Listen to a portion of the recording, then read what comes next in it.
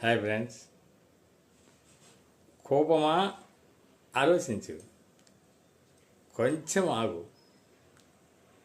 కోపము తన శత్రువు, నీకు తెలుసు కదా.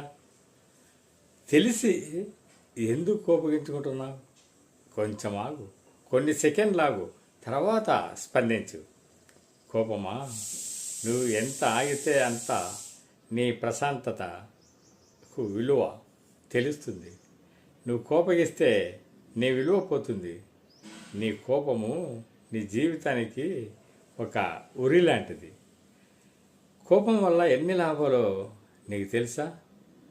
లాభాల కన్నా నష్టాలే ఎక్కువ. కోపం వల్ల బీపీ వస్తుంది. కోపం వల్ల గుండె దడ వస్తుంది. కోపం వల్ల గుండె దడ వచ్చి బీపీ పెరిగితే ఏమవుతుంది నీకు తెలియదా? పెరాలసిస్ కూడా వస్తుంది. ఆ కోపమే ఏమవుతుందో తెలుసా? సంబంధాలు, మంచి సంబంధాలని తెంచివేస్తుంది. కుటుంబంలో కలతలు వస్తుంది. గొడవలు జరుగుతాయి. సంఘంలో, సమాజంలో ఎన్నో కుట్రలు ఈ కోపం వల్లే జరుగుతున్నాయి.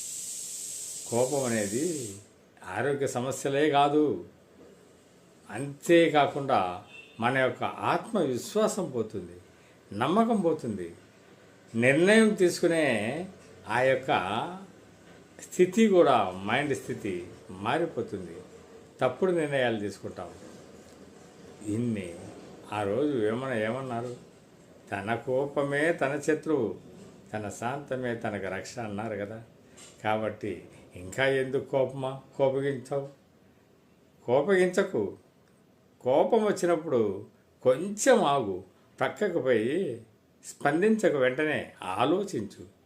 ఎందుకు కోపం వచ్చింది, దానివల్ల ఎంత నష్టమో, దానికి రీజన్ ఏంటి, సమస్య ఏంటి, కొంచెం నాకు తెలుసు కదా, నేను ఎందుకు కోపడుతున్నాను అని స్పందించకు. వెంటనే స్పందించవచ్చు, ఆలోచించు, కొద్దిగా నిజాన్ని తెలుసుకో. ఆ తర్వాత నీకు నిజంగా ఖచ్చితంగా కావాలంటే స్పందించు, అంతవరకు స్పందించకు. హాయ్ ఫ్రెండ్స్, ఈ పదాలు నచ్చినట్లయితే లైక్ చేయండి, షేర్ చేయండి, సబ్స్క్రైబ్ చేయండి మిత్రులారా. Thank you so much.